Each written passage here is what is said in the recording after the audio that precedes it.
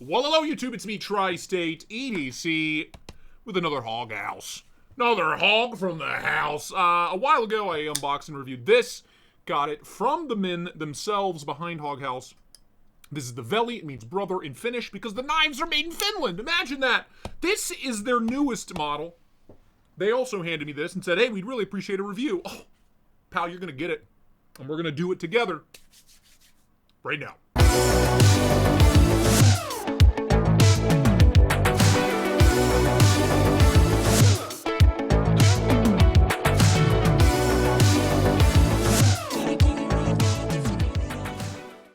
That's right, Hog House, baby.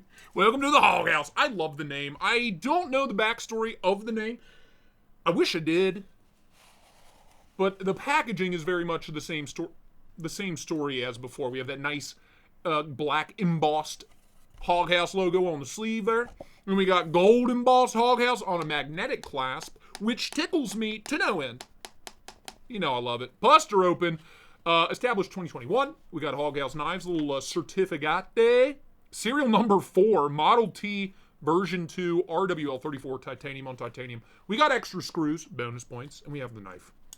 If it looks a little greasy, it's because I've had it out. I've played with it. I just wanted to show you the whole experience. Don't know why I'm talking that way. I think there's something wrong with me. Yes, this is the Model T, not the Ford, not the olden automobile. This is the knife, baby. A bunch of different colorways. Plain tie on this one with the gold anodized hardware, gold anodized backspacer. It's dirty. Same with the clip. The little details on these knives, man. Just all the micromilling. We have the kind of the bigger, wavy micromilling, and then the real fine diagonal lines milled in. We do have a flicking groove, but you'll see, I don't like flicking grooves that much. I like a full hole like there is on the Veli. This one works, though, which is bonus points. We have that very fine milling lines on the pocket clip as well. Kind of hard to see. I'm sorry for all my sausage grease. I've been carrying and using these knives. I just love them. Big old flipper tab tucked in there. A much, much smaller knife than the Veli. Like, it's not a big knife. It's a more reasonable size EDC. I do love the Veli. I love how massive it is. God, you can see my sausage grease on that knife, too. Why am I so greasy? Normal knives for size comparison. PM2, it's funny. I think it just feels super small in comparison to this tank.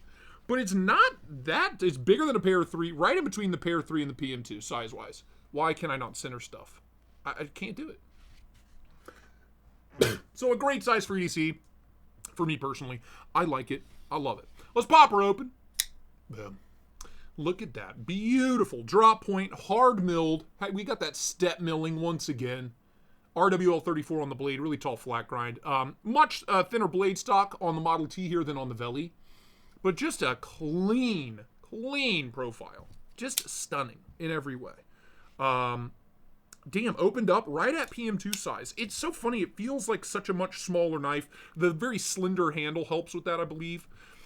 It's not quite as, tall as the PM2 or the Pair 3, but there you go. Right at PM2 size. Shit. Here, I had no idea. I've been carrying it for like 2 weeks. I had no idea. So there you go. Opened up. Tons of internal milling. Keep the weight down. I just love. Ergos on this guy, in hand, beautiful contouring. We get the slightest bit of texturing from that machining left on the handles. This feels excellent. Lock in behind the flipper tab, easy 4-finger grip. No issues. Capiche? That feels good. Locked in. No jimping on the blade spine, but the ergonomic lines really kind of hold you in place here. Little slight banana bend going on the handle. It all works. It all feels great. We kind of have a choil and kind of not, but it feels like it's made to be trigger pulled. Right here, just like the Veli, right here feels so good.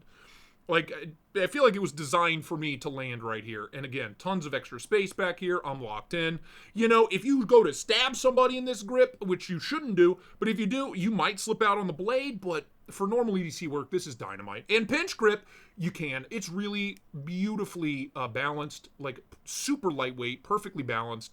It's more comfortable to pinch grip it back here behind the flipper tab as opposed to on the choil. Again, just because the choil's pretty shallow, can be a little scary. But that feels excellent. All the control in the world, all the detail work, you're in business. Yeah, I mean, it's a super comfy knife. The pinch grip's like an 80%.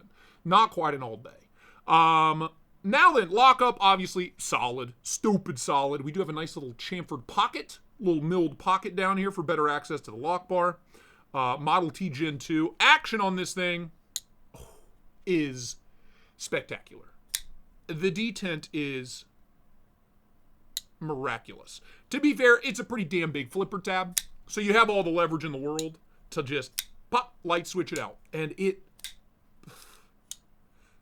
just works. And on the close, I can't remember what kind of bearings he has in these. I think he said skiffs. Dude, it shows. It's so smooth. It's so smooth. Lock bar access is just fine. I mean, reverse flick, easy. See, these pocketed flicking grooves, they have a nice little sharp edge on the top.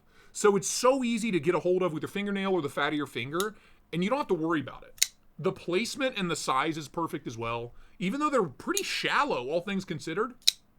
That was the fat of my finger. That was my fingernail. Like, it just works. Thumb flick too. Idiot proof. Again, absurdly snappy, perfectly tuned, absolutely dialed action. And just everything about it is just dialed. They are very obsessive over there in Finland, it seems. Don't remember what I was going to say. I'm having a stroke, apparently. But, yeah, the Model T Mark II, Gen 2, whatever you want to call it, is exceptional. It's exceptional. Future me price on this, I want to say these were around $870-ish. And for what we're getting here, the build, the beauty, the work, the attention to detail, the quality, like everything about this is just dialed. And, you know, I expect nothing less at this price point. It's just crazy that they can do this much this well at this price point. I know that sounds crazy, but like, wake up, America. You know what I mean? What are we doing? We do have to cut something. RWL 34 on the blade. Hard milled.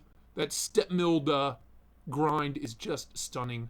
Killer factory edge, I can assure you. Let me grab it back. Going through the user manual still. Will it cut like a freaking laser beam, dude? Oh, man. It's just, again, every aspect of this knife, everything that makes a knife good is exceptional. I don't know what else to really say. It's so good. Oh, it cuts so well. I've been, like, trying to avoid carrying this for the past couple of weeks because I wanted to be relatively pristine for this review. Now that I've done this review, and I'm going to take some pictures, I cannot wait to put this thing to work. I have been beating the snot out of the Big Daddy, the Veli, and it's been an absolute dream. It's been a dream.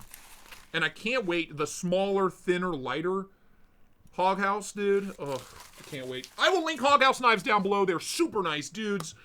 Finland is the happiest country in the world. Apparently, they're making some of the best knives in the world as well at an amazing price. I know Tri-State $800 isn't cheap. Yeah, but for what you're getting, it's kind of insane. Look at any American company doing something similar to this. There you go. The only outlier is probably the Lamia, $750, $780, but still, it's just wild. That is it. Links down below. Like the video, comment, subscribe, become a channel member, Patreon member, email on Instagram, TikTok, and Threads. That's all. I'll see you on the next one. Thank you so much for watching. Bye-bye now.